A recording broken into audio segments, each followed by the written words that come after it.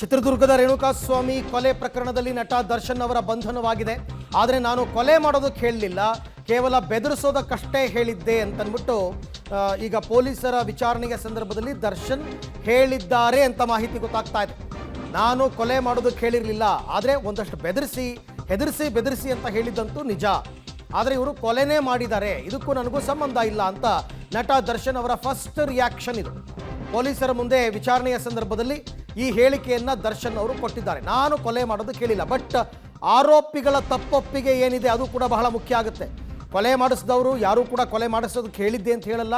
ಸಹಜ, ಎಲ್ಲ ಪ್ರಕರಣಗಳಲ್ಲೂ ಕೂಡ ಇದೇ ರೀತಿ ಮಾತನಾಡ್ತಾರೆ. ಆದರೆ ಆರೋಪಿಗಳು ತಪ್ಪೊಪ್ಪಿಕೊಂಡಿದ್ದಲ್ಲಿ ದರ್ಶನ್ ಅವರೇ ಈ ರೀತಿ ಹೇಳಿ ನಮಗೆ ಕೊಲೆ ಮಾಡಿಸಿದ್ರು ಅಥವಾ ದರ್ಶನ್ ಅವರ ಸೂಚನೆಯ ಮೇರೆಗೆ ಕೊಲೆ ಮಾಡಿದ್ವಿ ಅಂತಂದಾಗ ಆ ಹೇಳಿಕೆಗೆ ಹೆಚ್ಚು ಬಲ ಬರುತ್ತೆ. ಈಗ ಸದ್ಯಕ್ಕೆ ಬರ್ತಾ ಇರತಕ್ಕಂಥ ಮಾಹಿತಿಯ ಪ್ರಕಾರ ದರ್ಶನ್ ಅವರನ್ನ ವಶಕ್ಕೆ ಪಡೆದಿದ್ದೀವಿ, ವಿಚಾರಣೆ ನಡೆಸಲಾಗ್ತಾ ಇದೆ ಅಂತಕ್ಕಂಥ ಮಾಹಿತಿ ಕೂಡ ಲಭ್ಯವಾಗ್ತಾ ಇದೆ. ಮೊನ್ನೆ 9ನೇ ರೇಣುಕಾಸ್ವಾಮಿ ಅವರ ಪೋಷಕರು ಇಲ್ಲಿ ಬಂದಿರತಕ್ಕಂಥ ತಾವು ಗಮನಿಸ್ತಾ ಇದ್ದೀರಾ. ರೇಣುಕಾಸ್ವಾಮಿ ಅವರ ಪೋಷಕರು ಅಂದರೆ ಮಗನ ಡೆಡ್ ಬಾಡಿಯನ್ನು ನೋಡೋದಕ್ಕೆ ಬಂದು ಅಲ್ಲೇ ಹಾಸ್ಪಿಟಲ್ನಲ್ಲಿ ವಿಪರೀತವಾಗಿ ಅಳ್ತಾ ಇದ್ರು ಅವರ ತಾಯಿ.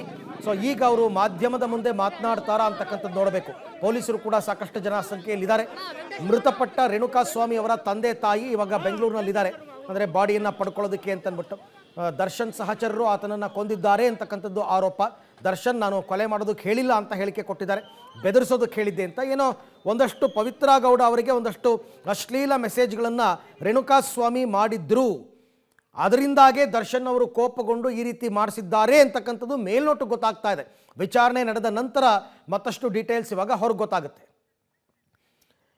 ಈ ಬಗ್ಗೆ ಮತ್ತಷ್ಟು ಮಾಹಿತಿ ನನ್ನ ಕೊಲೀಗ್ ಉಮೇಶ್ ಅವರಿಂದ ಪಡ್ಕೊಳ್ಳೋಣ. ಉಮೇಶ್, ಈಗ ರೇಣುಕಾಸ್ವಾಮಿ ಅವರ ಪೋಷಕರು ಅದ್ರ ಬಗ್ಗೆ, ಅದಕ್ಕೂ ಮೊದಲು ಈಗ ದರ್ಶನ್ ಪೊಲೀಸರ ವಿಚಾರಣೆ ಸಂದರ್ಭದಲ್ಲಿ ಏನೇನು ಮಾತಾಡಿದ್ದಾರೆ, ಏನೇನು ಹೇಳಿಕೆ ಕೊಟ್ಟಿದ್ದಾರೆ? ಅರವಿಂದ್, ಈಗ ಬೆಂಗಳೂರಿನ ಅನ್ನಪೂರ್ಣೇಶ್ವರಿ ನಗರ ಪೊಲೀಸ್ ಠಾಣೆಯಲ್ಲಿ ನಟ ದರ್ಶನ್ನ ತೀವ್ರ ವಿಚಾರಣೆ ಮಾಡ್ತಾ ಇರುವಂಥದ್ದು. ಈ ವಿಚಾರಣೆ ವೇಳೆಯಲ್ಲಿ ಅವರೊಂದು ಮೊದಲಿಗೆ ರಿಯಾಕ್ಷನ್ ಹೇಳಿರುವಂಥದ್ದು ಅಂದರೆ ಏನು ನಾನು ರೇಣುಕಾಸ್ವಾಮಿಗೆ ಏನು ಬೆದರಿಕೆ ಹಾಕೋಕ್ಕೆ ಹೇಳಿದ್ದು ನಿಜ, ಆದರೆ ನಾನು ಕೊಲೆ ಮಾಡೋದಕ್ಕೆ ಹೇಳಿಲ್ಲ. ಇವರು ಕೊಲೆ ಮಾಡಿರೋ ವಿಚಾರ ಆನಂತರದಲ್ಲೇ ನನಗೆ ತಿಳಿದಿರುವಂಥದ್ದು. ನಾನು ಯಾವುದೇ ರೀತಿಯ ಸುಪಾರಿ ಕೊಟ್ಟಿಲ್ಲ ಅಂತ ಪೊಲೀಸರ ವಿಚಾರಣೆಯಲ್ಲಿ ಹೇಳಿರುವಂಥದ್ದು. ಇನ್ನು ಆರೋಪಿಗಳೇನು ಅರೆಸ್ಟ್ ಆಗಿದ್ದಾರೆ ಅವರ ಹೇಳಿಕೆ ಪ್ರಕಾರ ಅವರು ಪ್ರಾಥಮಿಕ ತನಿಖೆಯಲ್ಲಿ ನಡೆಸಿದಂಥ ಪೊಲೀಸರಿಗೆ ಅವತ್ತು ಕೊಲೆ ಮಾಡೋದಕ್ಕೆ ಅಂತ ಕರೆಸಲಿಲ್ಲ. ಅಲ್ಲಿಗೆ ಆ ರೇಣುಕಾಸ್ವಾಮಿ ಏನಿದ್ರು, ರೇಣುಕಾಸ್ವಾಮಿನ ಅಲ್ಲಿ ಸುಮ್ಮನಹಳ್ಳಿ ಫ್ಲೈಓವರ್ ಬಳಿ ಕರೆಸ್ಕೊಂಡಿದ್ದು ನಿಜ. ಆ ಸಂದರ್ಭದಲ್ಲಿ ಮಾತುಕತೆ ವೇಳೆಯಲ್ಲಿ ನಾವು ಮಾತು ಬೆಳೆದಂಥ ವೇಳೆಯಲ್ಲಿ ಹಲ್ಲೆ ಮಾಡಿದಂಥ ಆ ಏಟಿಗೆ ಅವರು ಸ್ಥಳದಲ್ಲೇ ಸಾವನ್ನಪ್ಪುವಂಥದ್ದು. ನಂತರದಲ್ಲಿ ಈ ವಿಚಾರವನ್ನು ಅಲ್ಲಿಂದಲೇ ನಟ ದರ್ಶನ್ಗೂ ಕೂಡ ಹೇಳಿದ್ರು ಅಂತ ಹೇಳಲಾಗ್ತಾ ಇರುವಂಥದ್ದು. ಹೇಳಿದ ನಂತರದಲ್ಲಿ ಅಲ್ಲೇ ಇದ್ದಂಥ ರಾಜಕಾಲುವೆಗೆ ಎಸ್ತು ಹೋಗಿರ್ತಾರೆ. ಮಾರನೇ ದಿವಸ ಅಂದರೆ ಅನುಗ್ರಹ ಅಪಾರ್ಟ್ಮೆಂಟ್ನ ಬಳಿ ಇರುವಂಥ ರಾಜಕಾಲುವೆ ಏನಿದೆ ಅಲ್ಲಿ ಎಸ್ತು ಹೋಗಿರುವಂಥದ್ದು. ಮಾರನೇ ದಿವಸ ಅಲ್ಲಿ ಸೆಕ್ಯೂರಿಟಿ ಬಂದು ನೋಡಿದಂಥ ವೇಳೆಯಲ್ಲಿ ಆ ಮೃತದೇಹ ಏನಿತ್ತು ಅದಕ್ಕೆ ಮುಖ ಮತ್ತು ತಲೆಭಾಗಕ್ಕೆ ಬಲವಾದ ಏಟು ಬಿದ್ದು ಸಾವನ್ನಪ್ಪಿರೋದ್ರ ಬಗ್ಗೆ ಮಾಹಿತಿ ಲಭ್ಯ ಆಗಿತ್ತು. ಆ ಹಿನ್ನೆಲೆಯಲ್ಲಿ ಕಾಮಾಕ್ಷಿಪಾಳ್ಯ ಪೊಲೀಸರು ಈ ಸಂಬಂಧಪಟ್ಟಾಗೆ ಪ್ರಕರಣ ದಾಖಲು ಮಾಡ್ಕೋತಾರೆ. ಅಲ್ಲಿರುವಂಥ CCTVಗಳ ಆಧಾರದ ಮೇಲೆ ಆರೋಪಿಗಳನ್ನ ಅರೆಸ್ಟ್ ಮಾಡ್ತಾರೆ. ಆರೋಪಿಗಳನ್ನ ಅರೆಸ್ಟ್ ಮಾಡಿದಂಥ ವೇಳೆಯಲ್ಲಿ ಆ ವಿಚಾರಣೆ ವೇಳೆಯಲ್ಲಿ ನಟ ದರ್ಶನ್ ಸೂಚನೆ ಮೇರೆಗೆ ನಾವು ಇವ್ರ ಮೇಲೆ ಹಲ್ಲೆ ಮಾಡಿದ್ದು ಅನ್ನೋದ್ರ ಬಗ್ಗೆ ಮಾಹಿತಿ ಸಿಕ್ಕಿರುವಂಥದ್ದು. ಈ ಮಾಹಿತಿ ಆಧರಿಸಿ ಈಗ ಅನ್ನಪೂರ್ಣೇಶ್ವರಿ ನಗರ ಪೊಲೀಸರೀಗ ಕಾಮಾಕ್ಷಿಪಾಳ್ಯ ಪೊಲೀಸರು ಮೈಸೂರಿಂದ ಅರೆಸ್ಟ್ ಮಾಡ್ಕೊಂಡ್ಬಂದು ಈಗ ಅನ್ನಪೂರ್ಣೇಶ್ವರಿ ನಗರದ ಪೊಲೀಸ್ ಠಾಣೆಯಲ್ಲಿ ವಿಚಾರಣೆ ಮಾಡ್ತಾ ಇರುವಂಥದ್ದು. ಈ ವಿಚಾರಣೆ ವೇಳೆಯಲ್ಲಿ ನಟ ದರ್ಶನ್ ಮೊದಲಿಗೆ ಇಷ್ಟು ಹೇಳಿರುವಂಥದ್ದು ಅಂದರೆ ನಾನು ಬೆದರಿಕೆ ಹಾಕಕ್ಕೆ ಹೇಳಿದ್ದು ನಿಜ, ಆದರೆ ನಾನು ಕೊಲೆ ಮಾಡೋದಕ್ಕೆ ಈ ಸೂಚನೆ ಕೊಟ್ಟಿಲ್ಲ ಮತ್ತು ಸುಪಾರಿ ಕೂಡ ಕೊಟ್ಟಿಲ್ಲ ಅನ್ನೋ ಮಾತು ಹೇಳ್ತಾ ಇರುವಂಥದ್ದು. ಆದರೂ ಕೂಡ ಆ ತನಿಖೆ ಕೂಡ ಈಗ ಪೊಲೀಸರು ನಡೆಸ್ತಾ ಇದ್ದಾರೆ.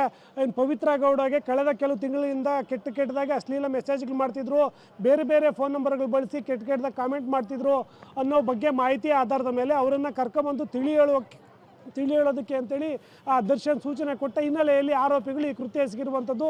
ಈಗ ವಿಚಾರಣೆ ಕೂಡ ನಡೀತಾ ಇರುವಂಥದ್ದು. ನಿಜಕ್ಕೂ ಇವರು ಸುಪಾರಿ ಕೊಟ್ಟಿದ್ರ ಅಥವಾ ಕೇವಲ ಬುದ್ಧಿ ಹೇಳಿ ಕಳಿಸಿ ಅಂತ ಸೂಚನೆ ಕೊಟ್ಟಿದ್ರ ಅನ್ನೋದ್ರ ಬಗ್ಗೆ ಕೂಡ ಇನ್ನಷ್ಟೇ ಗೊತ್ತಾಗಬೇಕಾಗಿರುವಂಥದ್ದು. ಹಂಗೆ ಸಂಪರ್ಕದಲ್ಲಿರಿ ಉಮೇಶ್.